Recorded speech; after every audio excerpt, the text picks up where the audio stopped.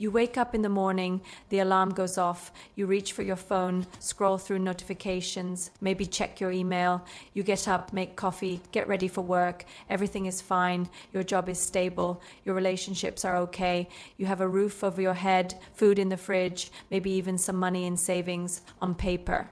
You're winning, but there's this feeling, this quiet, persistent take that sits in your chest like a stone. It's not quite sadness, it's not anxiety, exactly. It's emptiness, a hollowness that you can't quite explain and definitely can't justify.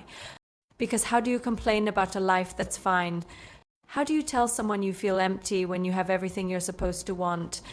When people around you are struggling with real problems, job loss, illness, heartbreak, and here you are with your comfortable life, feeling like something fundamental is missing, so you don't say anything, you smile, you say you're grateful, you post the highlights on social media, and the emptiness grows quieter but somehow heavier, like a weight you carry alone. If this sounds familiar, I want you to know something. You're not broken, you're not ungrateful, and you're definitely not alone. Let's talk about what got you here. Somewhere along the way, you learned the formula, work hard in school, get into a good college, land a respectable job, find a partner, maybe buy a house, build a life. That looked successful from the outside, and you did it. You followed the steps, you checked the boxes, but nobody told you that checking boxes doesn't fill the void. Nobody mentioned that achievement is a terrible substitute for fulfillment, that success and meaning are not the same thing. You climbed the ladder, and when you got to the top, you realized it was leaning against the wrong wall. Here's the brutal truth. Most of us are living lives designed by other people's expectations, by our parents. Dreams for us by society's definition of success, by the fear of what others might think if we chose differently. We made decisions based on what seemed safe, practical, responsible.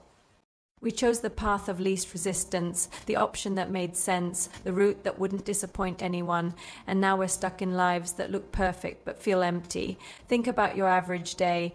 How much of it do you actually experience? How much of it are you truly present for?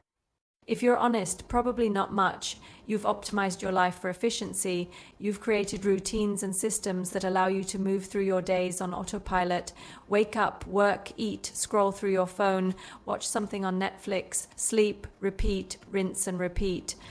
There's no friction, no surprise, no aliveness. You're not really living, you're just existing, going through the motions, playing a role in a script someone else wrote. And here's what makes it even more insidious. You're good at it. You've become so skilled at managing life, at keeping all the plates spinning, at maintaining the appearance of having it all together, that you've forgotten what it feels like to actually engage with life.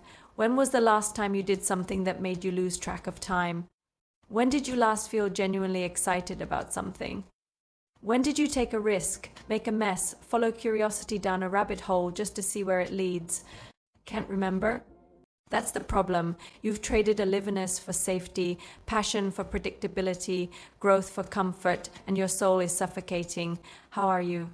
I'm fine. That word, fine, it might be the most dangerous word in the English language. Fine means acceptable, adequate, not bad, not great, just fine. And fine is exactly where dreams go to die. When life is fine, there's no urgency to change. There's no crisis forcing you to confront what's not working. There's just this vague, persistent dissatisfaction that's easy to ignore, easy to rationalize, easy to numb. If things were terrible, you'd have to do something about it. But fine. Fine you can live with. Fine you can tolerate indefinitely. Except you can't. Not really. Because underneath that veneer of fine, something is screaming. Your authentic self, the person you were before you learned to conform, before you learned what you were supposed to want, that person is banging on the walls of the cage you built, begging to be let out. The emptiness you feel, that's the sound of your soul trying to get your attention. Let's talk about social media for a moment. You post the highlights, the promotion at work, the vacation photos, the dinner with friends, the relationship milestones, all the evidence that your life is not just fine, but good, maybe even great, and the likes come in, the comments, the validation. But when you put down the phone, the emptiness is still there because you know the truth. You're performing your life more than you're living it. You've become so focused on how things look that you've stopped paying attention to how things feel. You've optimized for the external markers of success while completely neglecting your internal experience. Think about it. How many decisions do you make based on how they'll look rather than how they'll feel? The restaurant you choose for dinner because it's Instagram worthy, the career move that sounds impressive when you tell people about it, the relationship you stay in because breaking up would mean admitting failure. You're curating a highlight reel, but behind the scenes, you're running on empty, and social media has amplified this to an extreme degree. We're not just keeping up with the Joneses anymore, we're keeping up with everyone, everywhere, all at once. We see the best moments of thousands of lives, and we compare them to the full reality of our own. It's exhausting, isn't it? Maintaining the image, keeping up the performance, pretending that everything is not just fine, but wonderful. You've become a brand manager for your own life. Every post carefully crafted, every photo filtered and edited. Every caption designed to project success, happiness, gratitude. But who are you when no one's watching? When the camera's off and the audience is gone? Do you even know anymore? And the worst part? You can't even admit how you really feel, because admitting that you're empty despite having a good life feels like the ultimate privilege. It feels ungrateful, self-indulgent, like a first world problem that doesn't deserve attention. You look at people with real problems and think, who am I to complain? You have food, shelter, safety. You have opportunities others would kill for. Complaining about existential emptiness when you have material comfort feels obscene, so you keep it to yourself. You smile through it. You tell yourself it could be worse. You minimize your own experience because you don't think you have the right to feel what you feel. But here's the thing, your feelings don't care about logic. They don't respond to reason, and they won't go away just because you think they're not justified. Pain is pain, suffering is suffering, and the emptiness of a meaningless life can be just as debilitating as the stress of a difficult one. Maybe more so, because at least difficulty gives you something to fight against. Emptiness just leaves you hollow. The emptiness isn't random. It's not a chemical imbalance or a character flaw. It's information. It's your psyche's way of telling you that something essential is missing, but it's probably not what you think. You don't. Need more achievements, more money, a bigger house, a better relationship, more followers, more success. What you're hungry for is meaning, connection, purpose, authenticity. You're starving for experiences that matter to you, not just experiences that look good. For work that feels aligned with who you are, not just work that pays well. For relationships built on genuine intimacy, not just comfortable companionship. For days that feel full of possibility, not just productivity. Let me be more specific. You're hungry for presence, for moments when you are so absorbed in what you are doing that you forget to check your phone when time disappears because you're fully engaged with life instead of just observing it from a distance. You're hungry for growth. Not the kind measured by promotions and raises, but the kind that happens when you challenge yourself, when you learn something new, when you discover capabilities you didn't know you had. You're hungry for contribution, for the feeling that what you do matters beyond just earning a paycheck, that you're adding something meaningful to the world, however small, that your existence makes a difference. You're hungry for freedom, not necessarily freedom from responsibility, but freedom to be yourself, to express your thoughts without filtering them, to pursue your interests without justifying them. To make choices based on your own values rather than others' expectations. You're hungry for depth in a world of shallow interactions and surface-level engagement. You're craving conversations that matter, relationships where you can show up as your whole, messy, complicated self, experiences that touch something real inside you. You're hungry for play. Remember play? That thing you did as a child when you could spend hours building with blocks or making up stories or exploring the backyard. Not because it was productive or educational, but just because it was fun. When was the last time you did something purely for the joy of it? You want to feel like your life is yours, like you're the author of your story, not just a character playing a predetermined role. You want to matter, not in the eyes of others, but in your own eyes. You want to go to bed at night feeling like you spent your day on things that actually count, on things that reflect your values, your passions, your unique contribution to the world. You want to feel the full spectrum of human emotion, not just the comfortable, manageable ones, but all of it. The wild joy and crushing disappointment, the electric excitement and gut-wrenching fear. You want to feel alive, which means feeling everything, not just staying in the safe middle zone of fine.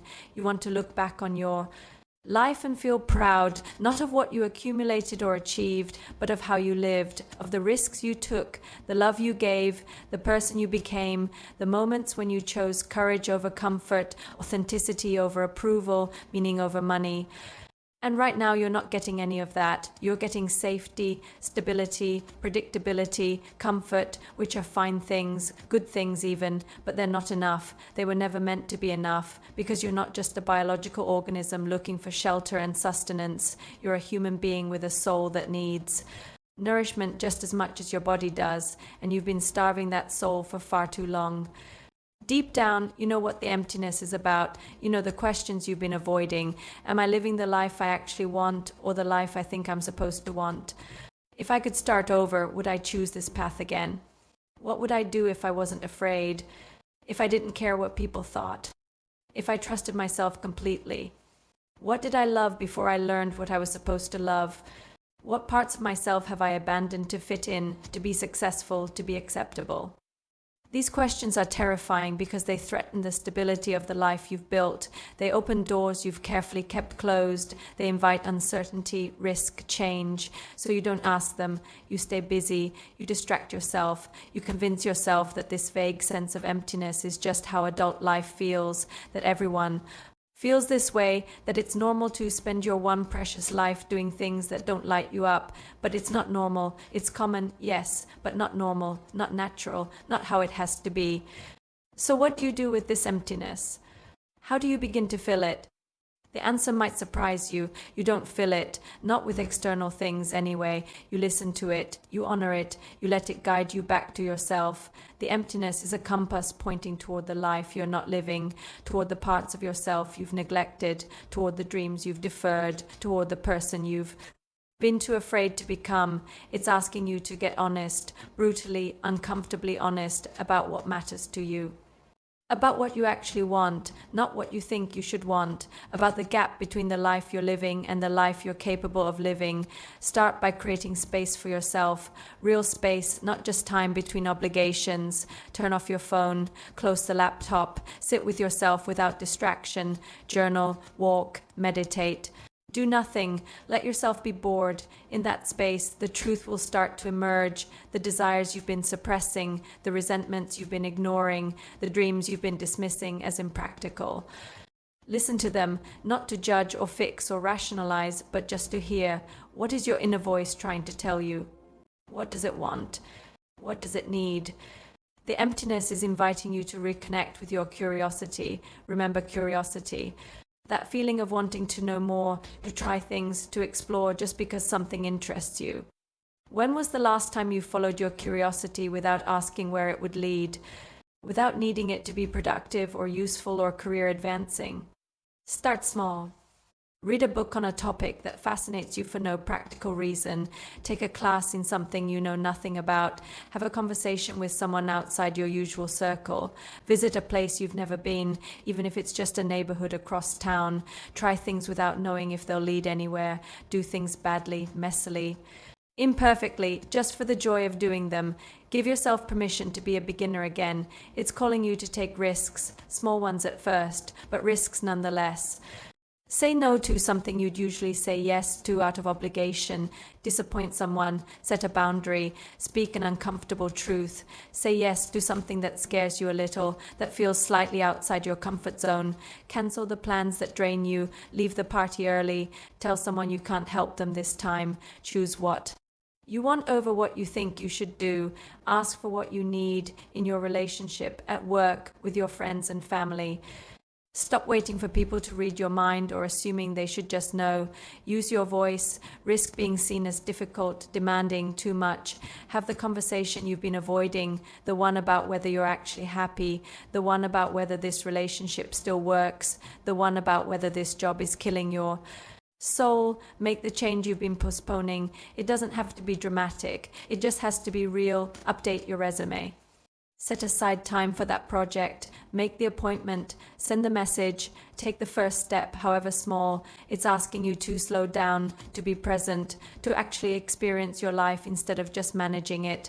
Stop multitasking, do one thing at a time and do it with full attention.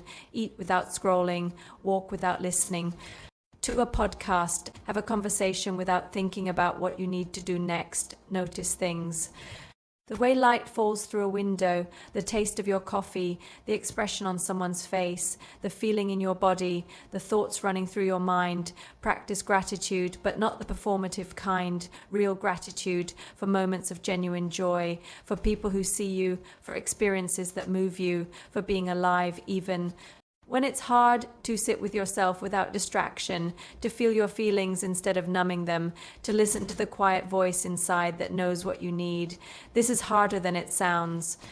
Because when you slow down, when you sit with yourself, all the things you've been avoiding come up, the sadness, the fear, the disappointment, the grief for the time you've lost, the choices you've made, the person you might have been. Feel them anyway. Don't run, don't distract, don't numb. Just feel, let the feelings move through. They won't kill you. They'll just remind you that you're alive.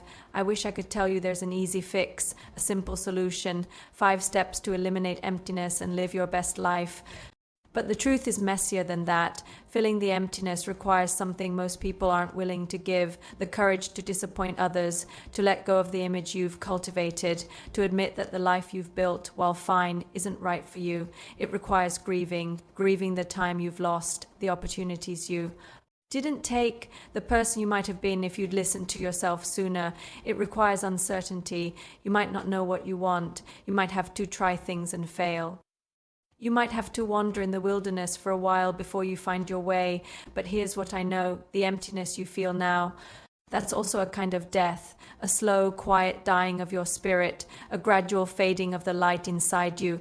You can keep living with it. You can keep tolerating it. You can keep telling yourself it's fine, or you can choose differently. The emptiness isn't your enemy. It's your ally. It's the part of you that refuses to settle, that remembers what it feels like to be fully alive, that knows you're capable of more than just going through the motions. It's uncomfortable, yes, it's inconvenient, it doesn't fit into your carefully organized life, but it's also the most honest thing about you right now, the most real, the truest signal you're receiving about the state of your soul, and it's offering you an invitation to come home to yourself, to stop performing and start living, to build a life that feels as good as it looks, to choose meaning over comfort, authenticity over approval, aliveness over safety.